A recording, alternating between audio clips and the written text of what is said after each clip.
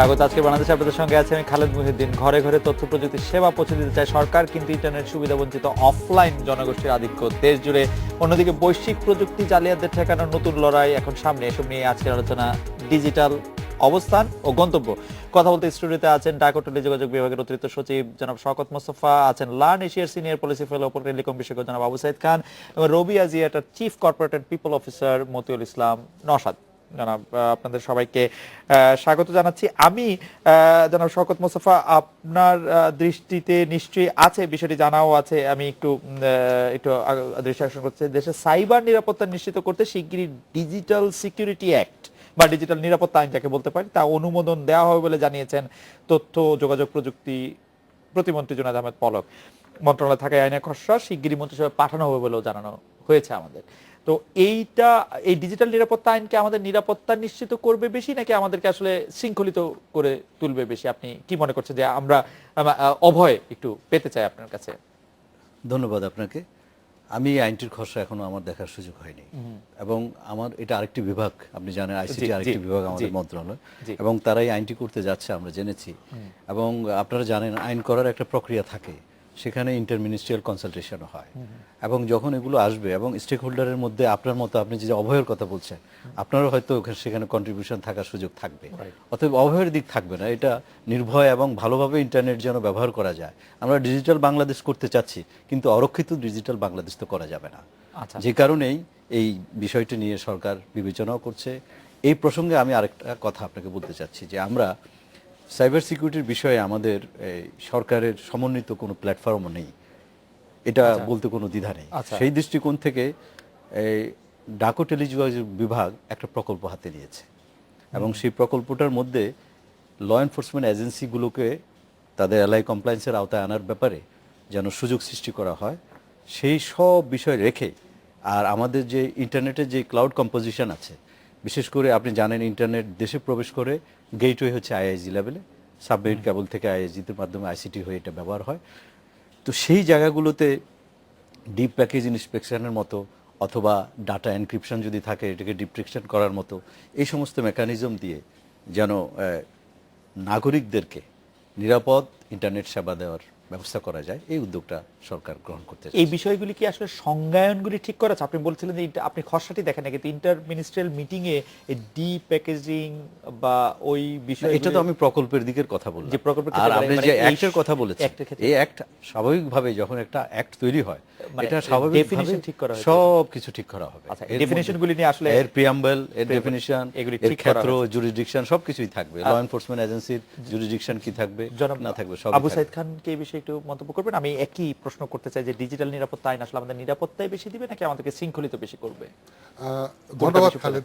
আমরা এ পর্যন্ত যতটুকু দেখেছি যে বাংলাদেশের তথ্য প্রযুক্তি জনগণের কাছে পৌঁছে দেওয়ার অনেক আগেই কিন্তু তথ্য প্রযুক্তি সংক্রান্ত অনেকগুলো শক্ত শক্ত আইন সরকার করে ফেলেছেন। ঠিক আছে, এখন নিরাপত্তা সরকারের কোনো একক বিষয় নয়, নিরাপত্তা কিন্তু সামগ্রিক বিষয়। সবচেয়ে বেশি নিরাপত্তা চায় জনগণ, কারণ জনগণ নিরাপত্তাহীনতায় ভুগছে বর্তমানে। যদি আমরা দেখি ডিজিটাল হোক আর অ্যানালগ লাইফ হোক, সব জায়গাতেই চরম নিরাপত্তাহীনতা, এবং সেখানে কেউই কম্প্রোমাইজ করতে চায় না। শওকত মোস্তফা সাহেব যেটার কথা বললেন ডিপিআই, এগুলো কিন্তু স্ট্যান্ডার্ড ফিচার, এটা নতুন করে দিতে হয় না। বর্তমানে এটা বজায় আছে। প্রতিটি আইআইজি আইএসপি তারা নিজ নিজ পরিধিতে ডিপিআই এবং বিভিন্ন সতর্কতামূলক ব্যবস্থা তারা নিয়েছে। এখানে প্রশ্ন হচ্ছে যেই আইনটি করা হচ্ছে সেই আইনটি কতখানি গণশুনানির মধ্য দিয়ে প্রতিষ্ঠিত হবে সে বিষয়ে আমার যথেষ্ট সন্দেহ আছে, কারণ আমরা অতীত অভিজ্ঞতায় দেখেছি যে সরকার তার নিজের মতো করে কিন্তু আইনটা করে ফেলে। আপনি কি একটা কথা বলবেন, মানে গণশুনানিতে অংশগ্রহণ করার মতো যথেষ্ট জনগণ আমাদের আছে কিনা, আমরা বিষয়গুলি আসলে ভালো করে বুঝি কিনা? এই বিষয়গুলি নিয়ে গণশুনানিটা ঠিক, মানে বিদ্যুৎ বা গ্যাসের ক্ষেত্রে যেরকম দাম বাড়ানোর ক্ষেত্রে যে গণশুনানি, সেটার সাথে আসলে খালেদ, এই তথ্য প্রযুক্তিকে সবসময় কৃত্রিমভাবে খুব জটিল একটা বিষয় হিসেবে উপস্থাপন করা হয়, এটা কিন্তু তা না। আমি একটা ছোট উদাহরণ দিই আপনাকে। এটা বর্তমানে আমাদের সামাজিক জীবনে এমন ভাবে মিশে গেছে। দেখুন, এই যে নারায়ণগঞ্জে শিক্ষক অবমাননার ফলে আজকে যে ব্যাপক জনমত গড়ে উঠেছে, হ্যাশট্যাগে I am sorry sir, we are sorry sir, এগুলো চলছে, এই সব কিছুর মূলে কিন্তু তথ্য প্রযুক্তি। এবং এখানে কিন্তু দেখুন জনগণের ব্যাপক অংশগ্রহণ যেখানে, সেখানে কিন্তু কোনো ধরনের অপব্যবহার হচ্ছে না। আইনের ক্ষেত্রে আপনি যেটা বললেন, আমি একটু স্মরণ করিয়ে দিতে চাই, যেই টেলিযোগাযোগ আইনের আওতায় আমরা এখন পরিচালিত হচ্ছি, সেটা প্রণয়ন করার আগে কিন্তু সরকার গণশুনানির ব্যবস্থা করেছিলেন, এই আওয়ামী লীগ সরকারই করেছিলেন। অতএব তারই ধারাবাহিকতায় এটাকে এখন আরো ভালোভাবে গণশুনানিতে দেওয়া খুবই সম্ভব। কিন্তু স্যার আপনি এক্সপার্ট, আমি জাস্ট শুনেছি যে ওটা হচ্ছে একটা ব্ল্যাঙ্কেট আইন, সেজন্য একটা গণশুনানির ব্যবস্থা করে, কিন্তু যখনই এটা মানে ডিটেইলের দিকে যাবে, যত ডিটেইলের দিকে যাবে তখনই কি আসলে গণশুনানি, যত ডিটেইলে যাবে তত বেশি গণশুনানি দরকার, মানে বুঝবে কিনা লোকজন, এটা হচ্ছে আরেক লোকজন বোঝার ব্যাপার না। মানুষকে দয়া করে আমরা যেন আন্ডার এস্টিমেট না করি। আচ্ছা, আপনিও কিন্তু একজন এক্স বিউরোক্রেট, আমি জানি, কিন্তু মানুষের বিচার বিবেচনার প্রতি শ্রদ্ধা প্রদর্শন করাটা সবারই প্রয়োজন। না না আমার একটু আসলে বুঝতে অনেক সময় অসুবিধা। জনাব মতিউল ইসলাম নওশাদ ভাই, আপনি একটু বলবেন কিনা এই বিষয়ে আপনার মতামত, যে আপনি ডিজিটাল নিরাপত্তা আইন। গুড পয়েন্ট, অ্যাকচুয়ালি সাইদ ভাই এবং স্যার খুব ভালোই বলেছেন। আমি জাস্ট যেটা অ্যাড করতে চাই, এটাকে শৃঙ্খলিত না বলে আমার মনে হয় সঠিক ধারায় প্রবাহিত করাটাই মনে হয় আইনের মূল লক্ষ্য। কারণ আমরা জানি যে রিভার ট্রেনিং প্রজেক্ট, রাইট, একটা নদী বিভিন্নভাবে যখন চলতে থাকে, নদী প্রমত্ত বেগে চলতে থাকে, এবং সেই নদীকে শাসন করার জন্য যে ধরনের একটা রিভার ট্রেনিং প্রকল্প নেওয়া হয়, আইনগুলো হচ্ছে আমার মনে হয় সেই ধরনের এক একটা বিষয়। এবং গণশুনানির কথা আমি সাইদ ভাইয়ের সাথে যেটা বলবো, এটার স্ফিয়ারটা যত বাড়ানো যায় তত মঙ্গল।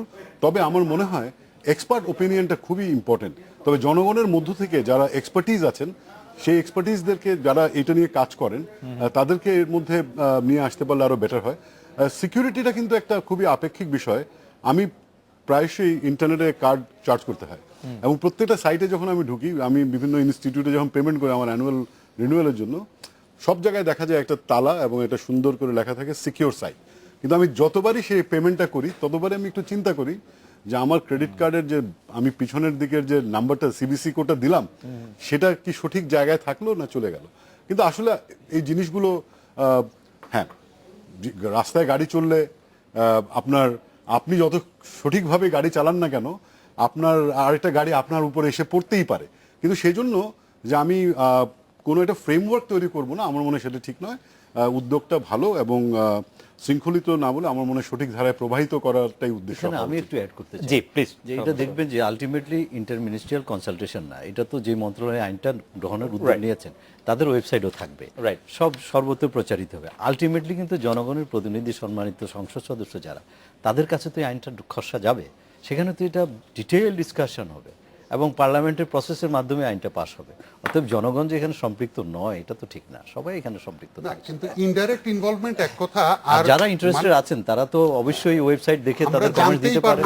আমরা অন্যান্য আইনগুলি ক্ষেত্রে এরকম দেখি আর কি, জনাব শওকত মোস্তফা, আপনি নিশ্চয়ই খেয়াল করেছেন, যেখানে সবাই মিলে আসলে উপর থেকে চাপিয়ে দেওয়া সিদ্ধান্তগুলি একসাথে বাস্তবায়ন করেন।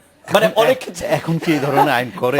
এখন তো গণমুখী সরকার। প্রস্তুতির একটা ব্যাপার আছে, যেমন মাঠে নামার আগে যেমন ওয়ার্ম আপ করতে হয়, আমার মনে হয় গণশুনানিটাও এটা এক ধরনের মানুষের কাছ থেকে যত বেশি থাকলে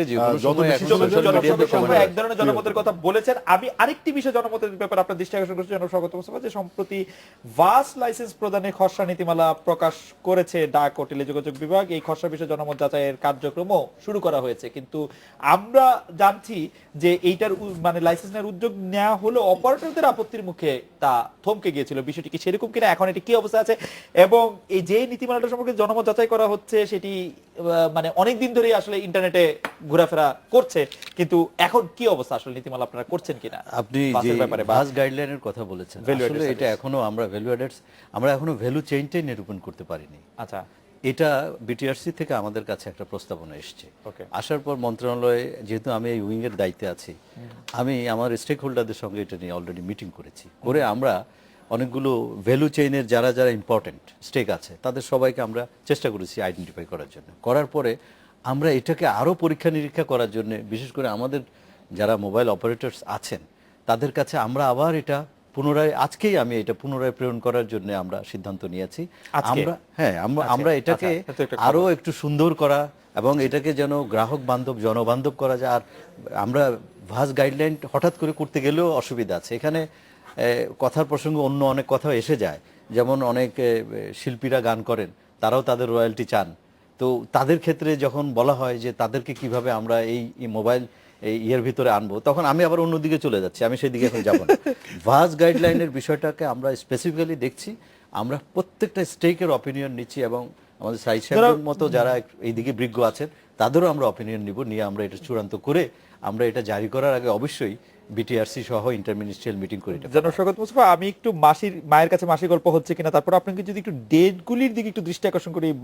2012 সালের 31 জানুয়ারি এই যে value aided service licensing guidelines 2012 খসড়া প্রকাশ করা হয়েছিল, তার 30 এপ্রিল পর্যন্ত মতামত নেওয়া হয়েছিল মে মাস থেকে, কিন্তু তারপরে যে চিঠিপত্র যেগুলি কথা আপনি বললেন সেগুলি চলছিল। আজকে নতুন করে মানে আমরা কি আসলে 2012 সালে 31 জানুয়ারি যদি ধরি, আমরা 4.5 বছর পরে আছি আর কি এখন? না, আপনার কথা আমি একেবারে অমূলক বলবো না। আমি এই মন্ত্রণালয়ে যোগদান করেছি বছরখানেক হয়েছে। আমার কাছে জিনিসটা বেশি দিন হয়নি এসছে। এর আগে বিটিআরসি পর্যায়ে অনেক পরীক্ষা নিরীক্ষা হয়েছে, এবং অ্যাকচুয়ালি আমি তো আপনাকে বললাম প্রথমেই যে ভ্যালু চেইনটা আমরা এখন ঠিক করতে পারি নাই পরিষ্কারভাবে, সুস্পষ্টভাবে। ভ্যালু চেইনটি প্রত্যেকটা স্টেককে যদি আইডেন্টিফাই করা যায়, তাহলে আমি ভাস গাইডলাইনে প্রত্যেকটা হোল অ্যান্ড কর্নারকে আমি অ্যাড্রেস করতে সমর্থ হব। এই জন্য আমরা একটু সময় বেশি নিলেও একটা ভালো জিনিস যেন হয়, সেই জন্যই। তবে আমার বিশ্বাস, এই আমরা যখন এটাতে হাত দিয়েছি, আমরা আশা করছি আগামী মাস 3 মধ্যে এটাকে একটা রূপ দিয়ে প্রকাশ করতে সমর্থ হব। আমি একটু জনাব আবু সাইদ খান এবং জনাব নওশাদ, আপনাদেরও অবস্থান বা আপনাদের বক্তব্য এই বিষয়ে জানতে চাই। অপারেটররা আসলে সত্যিকারে বাধা দিচ্ছেন কিনা। সাইদ ভাই, আপনি এটাকে কিভাবে দেখছেন একজন বিশেষজ্ঞ হিসাবে? আমরা একটা বিরতি নিয়ে ফিরি, এটা নিয়ে একটু আলোচনা একটু নিশ্চয়ই বিস্তারিত করতে হবে। ফিরে এলাম। আজকে বাংলাদেশে ভ্যালু এডেড সার্ভিসের লাইসেন্স দেওয়ার যে উদ্যোগ বাংলাদেশ টেলিযোগাযোগ নিয়ন্ত্রণ কমিশন নিয়েছে, সেটা থেকে তো অপারেটরদের আপত্তি নাকি অন্য কোনো কিছু, এটি থমকে আছে কেন, এটি জরুরি কিনা, আপনি কি মনে করছেন? আমি এখানে একটা কথা বলি, আমার একটু শঙ্কা হচ্ছে শওকত মোস্তফা সাহেব প্রথমে যে কথাটা বললেন, ইট ওয়াজ এ ভেরি ইনোসেন্ট আটারেন্স, উনি কোনো কিছু মিন করেন না, কিন্তু আমি ভয় পাচ্ছি সরকার এখন পর্যন্ত ভাসের ভ্যালু চেইনটাকে আইডেন্টিফাই করতে পারেনি। এখন তাহলে কি সরকার ইউটিউবকে এর মধ্যে নিয়ে আসবে? এটাও তো একটা ভিডিও স্ট্রিমিং ভিডিও চ্যানেল, তাই না? এখানে কি হোয়াটসঅ্যাপ, স্কাইপ এরাও চলে আসবে কিনা? এবং তার উপরে সরকারের নিয়ন্ত্রণ আরোপ করা হবে কিনা পৃথিবীর বিভিন্ন নিপীড়নমূলক সরকারদের মতো, আমি জানি না। আর অপারেটরদের বরাবরই এগুলোর বিরুদ্ধে একটা জোরালো অবস্থান সবসময় ছিল এই উন্নয়নশীল দেশে। আমি যেটা বলতে চাই, সরকারকে তার অবস্থান এ সমস্ত বিষয়ে জনগণের কাছে খুব স্পষ্ট করে বলতে হবে। এখানে কোনো আবছা কোনো কিছু রাখা যাবে না, এটা হচ্ছে প্রথম কথা। দ্বিতীয় কথা, যারা কন্টেন্ট প্রোভাইডার তাদের বিষয়ে বহু আগে সরকারের কাছে লিখিতভাবে দেওয়া হয়েছিল দলিল আইটিইউর, সেখানে দেখানো হয়েছে যে মোবাইল অপারেটরদের রাজস্বের পরিমাণ থাকবে 30%, আর কন্টেন্ট যারা প্রোভাইড করবে তাদের 70%। এটা কিন্তু ইউনিভার্সালি অ্যাপ্লিকেবল, বড় বড় সমস্ত জায়গাতে হয়। ঘরের পাশে শ্রীলঙ্কার মার্কেট সম্পর্কে নওশাদ জানেন খুব ভালোভাবে, সেখানেও এই পদ্ধতিতেই চলছে। কিন্তু বাংলাদেশে আমরা দেখতে পাচ্ছি এ বিষয়ে কোনো সুস্পষ্ট নীতিমালা সরকার এখন পর্যন্ত দিতে পারেনি। যেখানে টাকা পয়সার লেনদেনের বিষয়টি জড়িত, সেখানে এই অস্বচ্ছতা আরো পরিস্থিতিকে খারাপের দিকে নিয়ে যায়। সেখান থেকে আমাদের দ্রুত উত্তরণের প্রয়োজন। যদি অপারেটরদের প্রসঙ্গে আপনার কোনো মন্তব্য থাকে, তাই আমি নওশাদ ভাইকে একটু জিজ্ঞেস করতাম যে অবশ্যই না আপনার কাছ থেকে একটু জানতে চাইবো যে অপারেটরদের যে কথা আসলে আমরা বলছি যে অপারেটররা এটাতে বাধা দিচ্ছেন কিনা, অপারেটররা এটা না চান কিনা, যে বাস প্রদানের এটা লাইসেন্স। এখানে অপারেটরদের কিন্তু অনীহা কখনোই ছিল না। এখানে মূল বিষয়টা ছিল টাকা পয়সার ভাগাভাগি, যেটা বললাম যে একটা সার্ভিসের দাম যদি 100 টাকা হয়, তাহলে সেটার 30 টাকা পাবে অপারেটর, 70 টাকা পাবে কন্টেন্ট প্রোভাইডার। এটা হচ্ছে ইউনিভার্সালি অ্যাকসেপ্টেড নর্ম। কিন্তু বাংলাদেশে আমরা দেখতে পেয়েছি যে অপারেটররা এটার বিষয়ে আপত্তি করেছে, এবং আরো দেখতে পেরেছি কারণ অপারেটররা এখন মানে যদি আমি 95 নাও বলি, 80% বেশি অপারেটর নিয়ে নিচ্ছে কন্টেন্ট প্রোভাইডারের কাছ থেকে কন্টেন্ট, আমরা যে তথ্য পাচ্ছি। আমি অপারেটরদের কাছ থেকে জানতে চাইবো না, আমি তো সেটাই বলছি যে এই তাহলে যে এটা মানবে কেন 30-70 যেখানে তারা 95-90 এর আরামটা পাচ্ছে? না, এই আরামটা কিন্তু অবিচারের কারণে আরাম, এটা কিন্তু সুবিচারের কারণে আরাম না। এটা আমাদেরকে বুঝতে হবে, কারণ যে কন্টেন্ট তৈরি করে, জি। যে কন্টেন্ট কিনে আনে, সে কিন্তু একজন ক্ষুদ্র ব্যবসায়ী। জি। এবং আপনি খেয়াল করে দেখবেন বাংলাদেশে এখন এই নওশাদদের রবি, গ্রামীণ ফোন, বাংলা লিংক, তারা প্রত্যেকেই কিন্তু তাদের আর্থিক প্রতিবেদন প্রতি 3 মাসে প্রকাশ করে। তারা প্রকাশ করেন। সেখানে ভয়েস এবং নন ভয়েস সার্ভিসের যে রেভিনিউ, সেটাও কিন্তু তারা প্রকাশ করেন। নন ভয়েসে এতই কম যে সেটাকে গোনার মধ্যে না ধরলেও কোনো কিছু যায় আসে না। সেই দৃষ্টিভঙ্গি থেকেও যদি আমরা দেখি, তাহলেও কিন্তু বলবো যে কন্টেন্ট ভবিষ্যতের দিকে মাথায় রেখে নন ভয়েসই তো আসলে না, সেখানে নন ভয়েসের কোনটা কন্টেন্ট নয়, সেখানে নন ভয়েস হচ্ছে ডেটার ডেটার বিভিন্ন সার্ভিস। এবং সেখানে আমি বলবো, আমি নওশাদের পক্ষ নিয়েই বলবো, অপারেটরদের হাত পা বেঁধে যেন সাঁতার কাটতে দেওয়া না হয়। সরকার যেন যে বিষয়টা বোঝে না, সে বিষয়টা বোঝার ভান না করে যেন কতগুলো অবাস্তব আইন কানুন যেন প্রয়োগ না করে, যেটা হয়েছে এখন অপটিক্যাল ফাইবারের নেটওয়ার্ক ভাগাভাগির ক্ষেত্রে।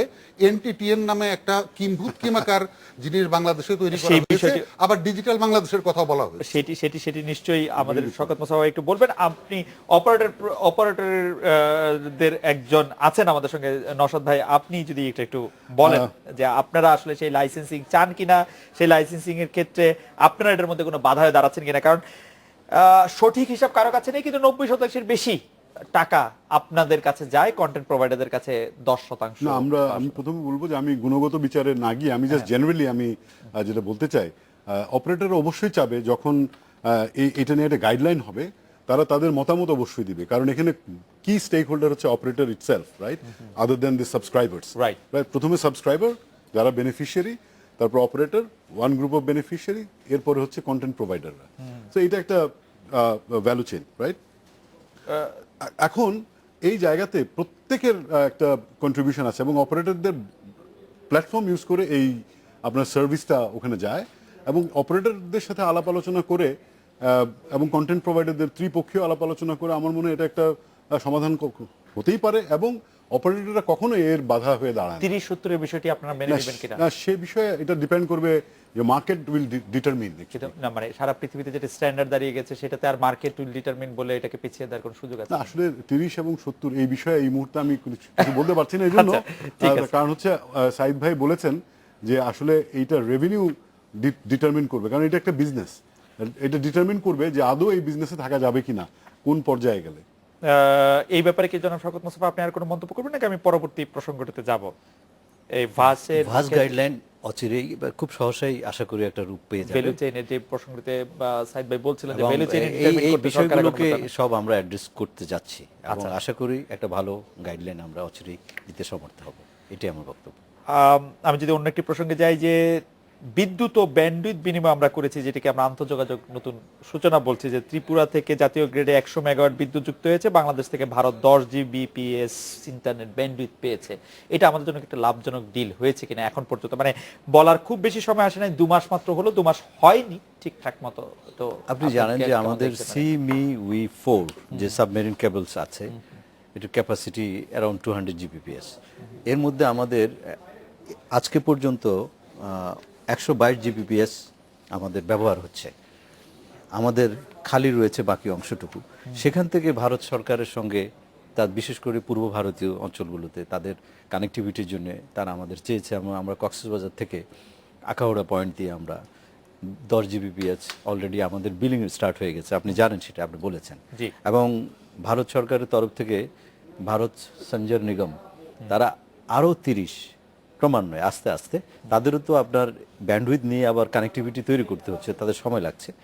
আমরা জানতে পেরেছি মেঘালয় এবং আসামেরও আরও প্রত্যন্ত অঞ্চলে কানেক্টিভিটি বিস্তার ঘটাবে এবং আমাদের থেকে আরও ব্যান্ডউইথ নেবে। যেহেতু আমাদের অব্যবহৃত ব্যান্ডউইথ রয়েছে, আমরা এইটা রপ্তানি করতে পারি এবং আমরা ভালো পাচ্ছি। এর সাথে আমরা CME-V5 যেটা আমরা আপনার এই ইয়েতে কুয়াকাটাতে আমাদের অলরেডি ল্যান্ডিং স্টেশন হয়ে গেছে, সেখান থেকে আমরা আরও 1300 জিবিপিএস পাবো ভবিষ্যতে। অতএব আমাদের ব্যান্ডউইথের অভাব হবে না। সেই দৃষ্টিকোণ থেকে আমাদের পার্শ্ববর্তী রাষ্ট্র এটা বিজনেস কেস এটা is a business case. Saeed ভাই এটা নিয়ে আপনার কোনো মন্তব্য আছে কিনা যে মন্তব্য প্রথমেই হচ্ছে খালেদ, এই যে বিদ্যুতের সাথে ব্যান্ডউইথটাকে গুলিয়ে ফেলা, এটা কিন্তু ঠিক না। এটা কিন্তু ভারতীয় প্রচার মাধ্যমে খুব জোরে সোরে বলছে তারা। বিদ্যুতের আমদানি একটা বিজনেস ডিল, আর ব্যান্ডউইথের রপ্তানি বাংলাদেশ আমরা থেকে মানে পত্রিকায় এরকমই বলি আর না, কি, যে পত্রিকাতে বিদ্যুৎ দিলাম। এটা দিয়েছি, সম্পূর্ণ কি পেয়েছি। ভ্রান্ত।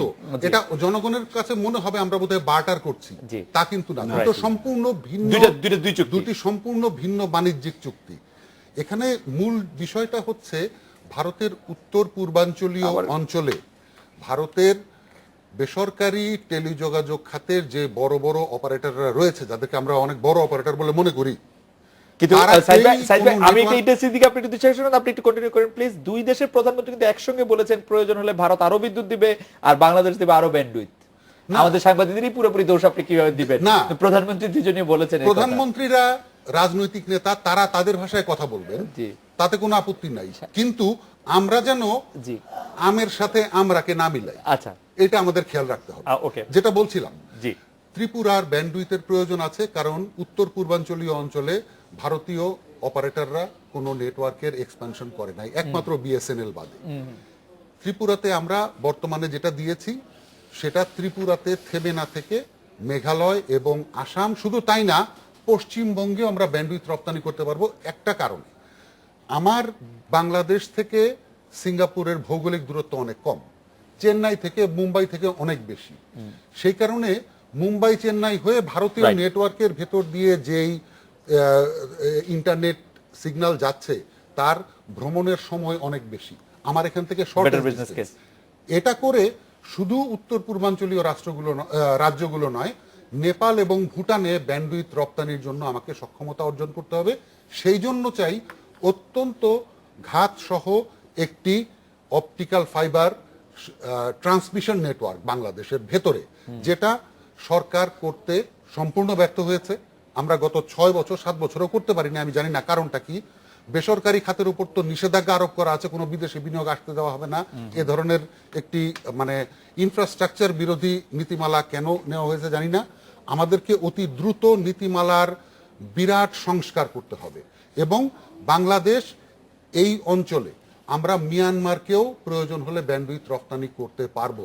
তবে একটা কথা, এই পুরো দক্ষিণ এবং দক্ষিণ পূর্ব এশিয়াতে বাংলাদেশ একমাত্র সাগর কূলবর্তী দেশ যেখানে বেসরকারি খাতে কোনো সাবমেরিন কেবল আসতে দিচ্ছে না সরকার। সব কয়টা দেশেই কিন্তু বেসরকারি খাতে আছে, মিয়ানমার সহ। বেসরকারি খাতে সাবমেরিন কেবল আসতে দিচ্ছে না, সেই প্রসঙ্গে আমি একটু শওকত মোস্তফাকে শুনতে চাই। তার আগে একটু নওশাদ ভাই আপনাকে শুনতে চাই যে আপনি কি মনে করছেন যে এইটি আমাদের জন্য বিজনেস কেস হচ্ছে কিনা, আমাদের জন্য ভালো হচ্ছে কিনা ব্যান্ডউইথ রপ্তানি? আমি মনে করি গ্রেটার সাউথ এশিয়ান কোলাবোরেশনটা খুবই ইম্পর্টেন্ট, এবং আমরা কি পেয়েছি কি দিয়েছি তার চাইতে একটা শুরু করলে আমার মনে হয় আমরা অগ্রগামী হতে পারবো। এবং এটা আমরা চাই যে সাউথ এশিয়ান কোলাবোরেশন করে আমরা total development of this south Asia আমরা চিন্তা করা উচিত। আমরা একটু বড় কোলাবোরে চিন্তা করলে ভালো হয়।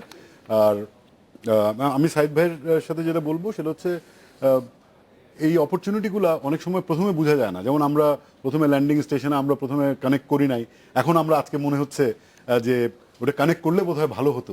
তখন কত ধরনের জল্পনা কল্পনা ছিল, সাবমেরিন কেবল পাশে দিয়ে গেছে, আমরা নেই, আমরা তখন নেই নাই, এবং সেটা যে আমাদেরকে সেদে সেদে দিতে চাচ্ছিল, আমরা তখন তো নেই। রিয়েলাইজ করছি এবং আমরা সেই দিকে এগিয়ে যাচ্ছি। আমরা পয়সা খরচ করে সিঙ্গাপুর থেকে প্রেজেন্ট লোক টাইম ইজ নিয়ে the best time to make decisions for present time, and also we have to think about the শুধু আপনি future. কি মনে করেন যে বেসরকারি খাতে এইটা দেওয়ার যেটাই অবশ্যই। দরকার আছে বলে আপনি মনে করেন? আমি অলওয়েজ মনে করি দ্যাট এন্টারপ্রেনাররা ভালো করতে পারবে, এবং তাদের একটু শওকত কনসিডার ভাইকে করা একটু যায়। শুনবো যে আচ্ছা, ঠিক আছে। এই ব্যাপারে আপনি বেসরকারি খাতে। আমি বেসরকারি খাতের কথা আমি বলতে পারবো না, কারণ আমার সাবমেরিন কেবলস আমাদের সরকারের যেটা সিএমই উই4 আছে, এটা অলরেডি আমরা এটার শেয়ারও বাজারে দিয়েছি, জনগণেরও এখানে সম্পৃক্ততা আছে। আর সিএমই উই5ও আসতেছে। এখন আমাদের দেশের যে ডিমান্ড, এই ডিমান্ডকে সামনে রেখেই তো আপনি বাজার বা বিজনেস কেস চিন্তা করবেন। আমার 200 জিবিপিএস এর মধ্যে আমার ব্যবহার হচ্ছে 122, আমার বাকি অবহিত অংশ থেকে আমরা ভারতে 10 দিচ্ছি, ওরা আমাদেরকে ইঙ্গিত করেছে আরো 30 নেবে, 40 পর্যন্ত নেবে। আর আমাদের সিএমই উই5টা যখন চলে আসবে, সেখান থেকে আমরা আরো 1300 জিবিপিএস পাবো। তো সেখানে প্রাইভেট সেক্টরে যে বিজনেস কেস আছে কিনা আমি বলতে পারবো না। আর সাইদ সাহেব যেটা বললেন, এনটিটিএন এর যে এই আপনার নেটওয়ার্ক তৈরি করা বাংলাদেশে। অফকোর্স ডিজিটাল বাংলাদেশের প্রথম শর্ত হচ্ছে যে স্ট্রং ব্যাকবোন। এই জন্য আপনি জানেন যে সরকারের এনটিটিএন লাইসেন্সধারী প্রতিষ্ঠান বিটিসিএল আছে, এবং বাংলাদেশ রেলও কিন্তু সেই হিসেবে একটা এনটিটিএন, পাওয়ার গ্রিড কোম্পানিও একটা এনটিটিএন, এর বাইরে সামিট এবং ফাইবার অ্যাট হোমকেও দেওয়া হয়েছে, তারাও কাজ করছে। আপনি জানেন যে আমাদের মাননীয় প্রধানমন্ত্রীর কার্যালয়ে ডোমেস্টিক নেটওয়ার্ক কোঅর্ডিনেশন কমিটি বলে একটা কমিটি আছে, আমাদের প্রিন্সিপাল সেক্রেটারি স্যার এটার প্রধান হিসেবে কাজ করেন, দেখভাল করেন। রোড কাটিংস প্রবলেম নিয়ে বিটিসিএলকে অনেক সময় সরকারি সংস্থাগুলো, রোডস হাইওয়ে ডিপার্টমেন্ট, তারা একটু সহযোগিতা দেয়, এবং সরকার টু সরকার।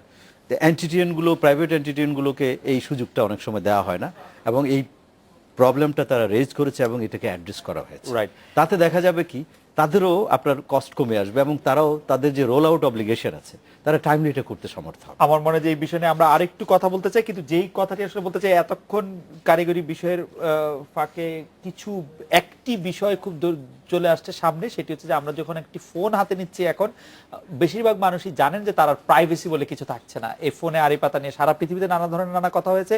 এই বিষয়ে আপনাদের কোনো ব্যাখ্যা আছে কিনা, যে আমি ফোন রেজিস্ট্রেশন করছি, আমি ফোন বায়োমেট্রিক রেজিস্ট্রেশন করছি, কিন্তু আপনি আমার ফোনে কান পেতে কথা শুনছেন কিনা সেটি আমি আসলে কিভাবে জানবো, সেটি কিভাবে আমার পক্ষে জানা সম্ভব? আমরা আপনাদের তিনজনের কাছে জানতে চাই যে এই প্রাইভেসির ব্যাপারটি নিয়ে আসলে আপনাদের কোনো চিন্তা ভাবনা আছে কিনা। আমরা বিরতি নিয়ে ফিরছি আপনাদের কাছে। ফিরে এলাম। আজকে বাংলাদেশে টেলিফোন ব্যবহারের সঙ্গে প্রাইভেসির সম্পর্কটি অনেক দর্শকই তুলে ধরছেন, যে টেলিফোন করলে যে ফোনে আড়ি পাতা হচ্ছে এবং সরকারের ব্যাপারে কোনো রকম কোনো গুরুত্বই দিচ্ছে না যে এটি বন্ধ করার জন্য, সেটি হচ্ছে সাধারণ মানুষের মনে হচ্ছে। এ ব্যাপারে স্বাগত মোস্তফা ভাই, আপনার মন্তব্য একটু শুনতে চাইবো। সাধারণ মানুষেরও তাইলে একটা লেভেল আছে, অফকোর্স সাম এডুকেটেড সাধারণ মানুষ হবে। আমার প্রথম কথা হচ্ছে, এটা ইকোনমিক্যালি কি সম্ভব সবাইকে ধরে ধরে আড়ি পাতা? আপনি যে কথা বলছেন, আপনি বায়োমেট্রিক পদ্ধতিতে রেজিস্ট্রেশনের কথা বলেছেন, আপনার কাছে নিশ্চয়ই একটা আইফোন আছে বা বর্তমান যুগের যে স্মার্টফোন আছে, সেখানে তো আমি আমার আঙ্গুল দিয়ে এটাকে খুলি। তো এটার ডিভাইসটা আমার হাতে, আমাদের সরকারের হাতে, সে আইফোন অথরিটির কাছে আমার এই ফিঙ্গারপ্রিন্ট চলে যাচ্ছে না? আপনার এই কাঁচের ঘরে আমরা 4জন প্রবেশ করেছি, কাঁচের ঘরে একটা কি আছে, যেখানে ওই কির মধ্যে আমাদের সবার বায়োমেট্রিক দেওয়া আছে। সেই ব্যাপারে কিন্তু আমি কনভিন্স, কিন্তু আপনারা সাধারণ মানুষের কথোপকথন শুনছেন কিনা, আড়ি পাচ্ছেন কিনা, যে আড়ি পাতা নিয়ে আসলে উন্নত বিষয়? আমার মনে হয় এই ডাক ও টেলিযোগাযোগ মন্ত্রণালয়ের তরফ থেকে আমার এই ধরনের প্রশ্ন যাওয়ার কোনো সুযোগ আছে বলে আমি মনে করি না। আচ্ছা সাইদ ভাই, এটা আপনার কাছে না, এখানে একটা জিনিস মানতে হবে আমাদেরকে, যে টেলিযোগাযোগ আইনে সরকারের দুইটা ডেফিনিশন দেওয়া আছে। সরকার বলতে ডাক ও টেলিযোগাযোগ মন্ত্রণালয়, এবং সরকার বলতে স্বরাষ্ট্র মন্ত্রণালয়। রাইট। টেলিফোনে আড়ি পাতার ব্যাপারে আইনে বলা আছে। এখন যেই আইনটা আছে, আইনের বিধান, তার সেই আইনের আওতায় কিন্তু রুলস করতে হবে। সরকার এই কাজটা কোনোদিনই করে না। আমাদের আইন আছে, কিন্তু সেই আইনের প্রয়োগের জন্য যে রুলসগুলো বানানো প্রয়োজন, একটা মানুষের টেলিফোন কিভাবে ট্যাপ করা হবে সে বিষয়ে বিস্তারিত বিশদ একটা রুলস যদি করা হয়, জনগণের কাছে পুরো বিষয়টা স্পষ্ট থাকে। এখন এই আইনের অস্পষ্টতার কারণে আইন প্রয়োগকারী সংস্থার অনেকেই এটার অপব্যবহার করেন, এবং তাদেরকে এই অপব্যবহার করতে দেওয়া হচ্ছে। এটার দায়ভার কিন্তু সরকারকে নিতে হবে। আমি যেটা বলতে চাই, যে lawful interception is a universal practice. আমার বাড়ির ভেতরে, আমার বাসায় যে ফ্রিজ আছে তার ভেতরে কি খাবার আছে সেটা দেখারও অধিকার সরকারের আছে, কিন্তু সেটার একটা প্রসেস আছে। আমার টেলিফোনে আমি আপনার সাথে কথা বলছি, সেই কথায় আড়ি পাতারও সরকারের অধিকার আছে, কিন্তু কোন প্রক্রিয়ার মাধ্যমে সরকার আড়িটা পাতবে সেই বিষয়টা আইনে সুস্পষ্টভাবে বলে দিতে হবে, এবং এটার স্পষ্টীকরণ অত্যন্ত জরুরি। এই কাজটা করা দরকার। নরশাদ ভাই, এই ব্যাপারে আপনার কি মত? আমি মনে করি, আমি জনাব শওকত মোস্তফার সাথে একমত। সেটা হচ্ছে, এটা ফাইন্যান্সিয়ালি ফিজিবল না যে দেশের যত মোবাইল অপারেটর ইউজার আছে সবার ফোন, আপনি জেনারেল কনভারসেশন নিয়ে কোনো ধরনের কোনো আড়ি পাতার তো প্রশ্নই আসে না। তবে ন্যাশনাল সিকিউরিটির জন্য সিকিউরিটি এজেন্সি কি করবে, আমি মনে হয় সে বিষয়ে আমি এই মুহূর্তে কমেন্ট দেওয়ার জন্য আমি নট কোয়ালিফাইড। বাট জাতীয় নিরাপত্তার স্বার্থে আমি মনে করি যে কোনো উদ্যোগ নিতে পারে। তবে মোবাইল অপারেটর পর্যায়ে আমি এতটুকু বলতে পারি, সাবস্ক্রাইবারদের নিশ্চয়তার জন্য, যে মোবাইল অপারেটর পর্যায়ে এই ধরনের কোনো বিধান নাই এবং কোনো সুযোগ নাই। আমরা একটা বিরতি নিব, জনাব শওকত মোস্তফা যখন বিরতি নিয়ে ফিরবো তখন আপনাদের কাছে ফিরবো হচ্ছে বিশ্ব ব্যাংকের প্রতিবেদনটি নিয়ে, যে গতকাল প্রকাশিত সেই প্রতিবেদনে বলা হচ্ছে বাংলাদেশে প্রায় 14,80,00,000 লোক ইন্টারনেট সুবিধা পান না। ইন্টারনেট সুবিধা বঞ্চিত জনসংখ্যার দিক থেকে বাংলাদেশের অবস্থান পঞ্চম, সুবিধা বঞ্চিত জনসংখ্যার দিক থেকে এই অফলাইন জনগোষ্ঠীর এই আধিক্য ডিজিটাল বাংলাদেশের সঙ্গে কতটা সঙ্গতিপূর্ণ সে বিষয়ে আপনাদের মতামত একটু শুনতে চাইবো। পাশাপাশি আরেকটি বিষয় সামনে আসবে যে প্রতিযোগিতায় যে বিটিসিএল টিকেই থাকছে না, বিটিসিএল প্রতি বছর যে আসলে ক্ষয়িষ্ণু হতে হতে শেষ হয়ে যাচ্ছে, তার দায়ও আসলে আমরা কাকে দিব? মোবাইল অপারেটরদের, সাইদ ভাইয়ের মতো বিশেষজ্ঞদের, আমাদের মতো সাংবাদিকদের নাকি সরকারের নিজেদের? সেটা আমরা একটু শুনবো। আমরা বিরতি নিয়ে ফিরছি আপনাদের কাছে। আজকের বাংলাদেশে ফিরে এলাম। জনাব শওকত মোস্তফা, দুটি বিষয়, একটি হচ্ছে যে বিশ্ব ব্যাংকের প্রতিবেদন 14,80,00,000 লোক ইন্টারনেট সুবিধা পান না, বলা হচ্ছে তারা হচ্ছে অফলাইন আছেন কোট আনকোট, ডিজিটাল বাংলাদেশের সঙ্গে সেটা কতটা সঙ্গতিপূর্ণ। আর বিটিসিএল দিনে দিনে মানে বিটিসিএল দিনে দিনে মানে কি এখন বিটিসিএল কোথায় আছে আসলে খুঁজলে, যাই হোক এই দুটি বিষয় যদি আপনি একটু বলেন। বিশ্ব ব্যাংকের প্রতিবেদন সম্পর্কে আমি বলতে চাই, আমাদের টেলিডেন্সিটি আজকের হিসাব অনুযায়ী 81.32%। হ্যাঁ, আমাদের রুরাল বাংলাদেশ যেটা আমরা বলি, আপনার দ্বীপাঞ্চল আছে, তারপরে কোস্টাল এরিয়াগুলো আছে, সেই সমস্ত এরিয়ার মানুষগুলোকে যদি আপনি ঢাকা বা চট্টগ্রামের সাথে তুলনা করেন তাহলে আমি বলবো তারা কিছু পিছিয়ে আছে। তো সরকার কিন্তু এই ইনফ্রাস্ট্রাকচার ডেভেলপমেন্টের কাজ বন্ধ করে রাখেনি। ডিজিটাল বাংলাদেশের জন্য আমি কিছুক্ষণ আগেও বলেছিলাম, প্রাথমিক শর্ত হচ্ছে স্ট্রং একটা ডেডিকেটেড ইনফ্রাস্ট্রাকচার, এবং সেই জন্য সরকার প্রত্যেকটা উপজেলা, প্রত্যেকটা ইউনিয়নকে আইডেন্টিফাই করে সেই কানেক্টিভিটির, এটা তো আর রাতারাতি হয় না, আপনি জানেন সরকারের প্রকিউরমেন্ট প্রসেস আছে, সব কিছু আছে। 1004টা ইউনিয়নকে নিয়ে একটা প্রকল্প সরকার বিটিসিএল এর মাধ্যমে করছে, 290 উপজেলাকে করছে, এবং এগুলো যেখানে নাই নতুন করে কানেক্টিভিটির আওতায় এদেরকে নিয়ে আসছে। এবং রিডান্ডেন্সির জন্য আমরা রেলওয়ে আছে, আমাদের পিসিজিবি আছে, এদেরকে আমরা ব্যবহার করার আমাদের এমওইউ হচ্ছে সবার সঙ্গে, এভাবে আমরা অ্যাক্টিভিটি চলছে। আর লাস্ট মাইল সলিউশনের যে কথা বলা হচ্ছে, যে লোকগুলো অফলাইনে আছে, এই লোকগুলো কারা? আপনি দেখবেন যে আমরা 2G 3G 4Gর কথা যত কথাই বলি, আসলে যতই জি বলবেন এগুলো হচ্ছে ডেটা রিলেটেড। এখন গ্রামের মানুষ কথা বলে, গ্রামের মানুষের মধ্যে যারা অপেক্ষাকৃত তরুণ, আধুনিক শিক্ষায় শিক্ষিত হতে যাচ্ছে, যারা ইন্টারনেট ব্যবহারের দিকে আসতেছে, তারা হয়তো 2G থেকে 3Gর দিকে যাবে। সেই ক্ষেত্রে আমাদেরকে আপনি ইউনিয়ন সেন্টারগুলোতে সরকার সে ফ্যাসিলিটি দিচ্ছে। আজকের যে আমাদের যে আইটিইউ ডে যেটা আমরা বলি, যে এই দিবসটিরও একটা প্রতিপাদ্য বিষয় আছে, যে সামাজিক উন্নয়নের তথ্য ও যোগাযোগ প্রযুক্তি নির্ভর বাণিজ্যিক উদ্যোগ। সরকার ইউনিয়ন পর্যায়ে নিয়ে গেছে, ইউনিয়নের 10 লক্ষ লোকের জন্য একটা ইউনিয়নের সেন্টার ইজ নট সাফিসিয়েন্ট। তো সেক্ষেত্রে এই যে ছোটোখাটো উদ্যোক্তা, ব্যাংকগুলো তাদেরকে লোন দিয়ে যারা এই শিক্ষা শিক্ষিত, তারাও যদি এটার কানেক্টিভিটিতে চলে আসে, এটার ফ্যাসিলিটি বেড়ে যাবে। এইভাবে অফলাইনের লোকগুলো অনলাইনে চলে আসে। রাইট, আপনারা একটা রোডম্যাপ করেছেন। বিটিসিএল সম্পর্কে কি বলবেন? বিটিসিএল আপনারা জানেন যে দিদেন কেয়ারটেকার গভর্নমেন্টের সময় এই বিটিসিএল সাবেক বিটিটিভিকে অ্যাবলিশ করে জোর করে কোম্পানিতে বিটিসিএল কোম্পানি তৈরি করা হয়েছে, এবং বিসিএস টেলিকম ক্যাডারের অফিসারদেরকে নিয়ে এই বিটিসিএল কোম্পানিটা তৈরি করা হয়েছে। পরবর্তীতে বর্তমান সরকার আসার পর আপনারা জানেন যে সেই বিটিটিভি অ্যাবলিশড হয়ে গেছে, এবং এটাকে অ্যামেন্ডমেন্ট করে সাবমেরিন কেবল কোম্পানি এবং বিটিসিএল কোম্পানি, দুটো কোম্পানি তৈরি করেছে। বিটিসিএল মূলত পিএসটিএন ব্যবসার সাথে জড়িত, যদিও তার এনটিটিএন লাইসেন্স আছে এবং ন্যাশনাল ব্যাকবোন তৈরিতে এখনও সে কন্ট্রিবিউট করে যাচ্ছে, এবং সে আইটিসি লাইসেন্সধারীও। তো বিটিসিএল এর আরেকটা মানে মোবাইল অপারেশনের ক্ষেত্রে বিটিসিএল কিন্তু কিছুই করতে পারছে না। সেই জন্য সরকার আরেকটা কোম্পানি আছে টেলিটক। টেলিটকেরও আপনার এই সরকারি কোম্পানি হলে যা হয়, তাকে সরকারের ক্রয় নীতি পালন করতে হয়। এই যে লেটেস্ট আমরা বায়োমেট্রিক প্রসেসে ভেরিফিকেশনে যে কাজটা করলাম, সেখানে দেখা গেলো যে বিভিন্ন কোম্পানি, রবি, গ্রামীণ, তাদেরকে বলার সঙ্গে সঙ্গে তারা ইকুইপমেন্ট প্রকিউর করে নিয়ে আসছে, এবং তাদের কাস্টমার কেয়ার সেন্টারে জনগণকে কুইকলি সার্ভিস দেওয়ার জন্য তারা প্রস্তুত ছিল। কিন্তু টেলিটকের ক্ষেত্রে দেখা গেল যে তাকে ইকুইপমেন্ট প্রকিউর করতে লেগে গেছে 5-6 মাস। তো সরকারি সংস্থাগুলোর ক্রয় নীতি অনুসরণ করতে করতে সরকার প্রতিযোগিতায় পিছিয়ে যাচ্ছে এই সমস্ত কোম্পানির কাছে। সেই ক্ষেত্রে বিটিসিএল এর যে আপনি কথা বলছেন, বিটিসিএলকে পিএসটিএন এর ব্যবসা দিয়ে, এবং পিএসটিএনও যে লোকগুলো গ্রাহক আছে তাদেরকেও সার্বক্ষণিক লাইন সংযোগ নিশ্চিত করার জন্য যদি তারা অগ্রসর হয়, নিশ্চয়ই বিটিসিএলও সামনের দিকে ভালো করতে। ইন্টারনেট সুবিধা বঞ্চিত বিষয়টা নিয়ে যদি বলেন, বিশ্ব ব্যাংকের প্রতিবেদনে 14,80,00,000 লোক ইন্টারনেট বঞ্চিত বিশ্ব ব্যাংকের প্রতিবেদন বলছে। বিশ্ব ব্যাংকের প্রতিবেদনে যে ডাটাগুলোকে ব্যবহার করা হয়েছে, এই ডাটা আইটিইউ 2014 সালে যেটাকে প্রকাশ করেছিল সেটাকে। আইটিইউ 2014 সালে যে ডাটা প্রকাশ করেছিল সেটা কিন্তু আসলে 2013 সালের ডাটা। অতএব এটা কিন্তু 3 বছরের পুরনো, এবং এই 3 বছরের পুরনো ডাটা আজকের পৃথিবীতে অন্ততপক্ষে টেলিকম সেক্টরে এটা ধোপে টেকে না। আমি অবাক হয়ে যাই, ওই অনুষ্ঠানে আমাদের মন্ত্রী ছিল, মন্ত্রী একটা কথা বলল না। মন্ত্রী কথা বলবে কোত্থেকে?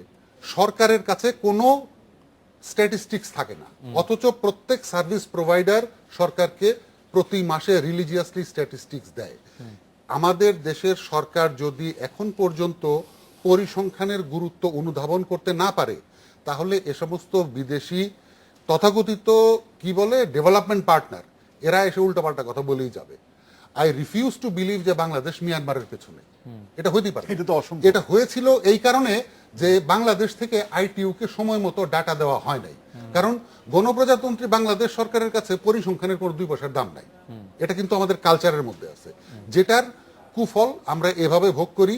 মাঝে মাঝে এসে এই সাদা চামড়ার কিছু কনসালটেন্টরা তারা বিভিন্ন রিপোর্ট পাবলিশ করে আর কথা বলে যায়। বিটিসিএল এর ব্যাপারে আমার প্রথম অবজারভেশন হচ্ছে, এটা একটা কোম্পানি। এই কোম্পানির নেতৃত্ব দেন ম্যানেজিং ডাইরেক্টর। এই ম্যানেজিং ডাইরেক্টরের চাকরির কোনো স্থায়িত্ব নেই, এবং সেটা সরকারের পক্ষ থেকে ইচ্ছা করে এই পজিশনটাকে এরকম নড়বড়ে করে রাখা হয়।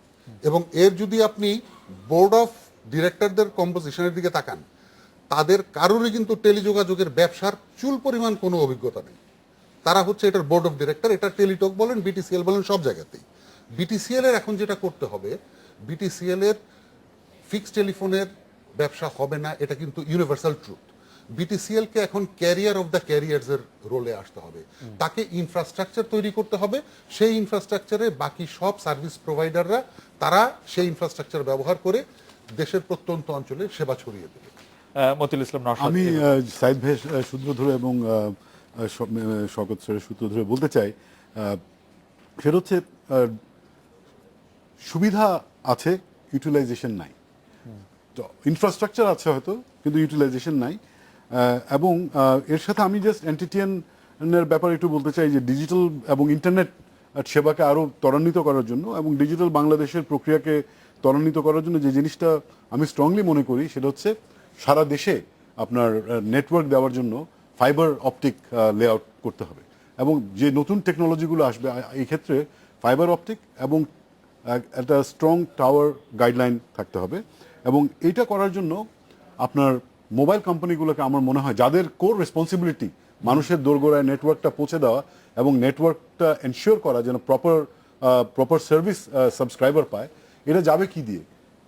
দ্য লাস্ট মাইল পর্যন্ত পৌঁছাতে হলে তো আমার জাল বিস্তার করতে হবে, নেটওয়ার্কের জাল, এবং সেটা যাবে ফাইবার অপটিক দিয়ে।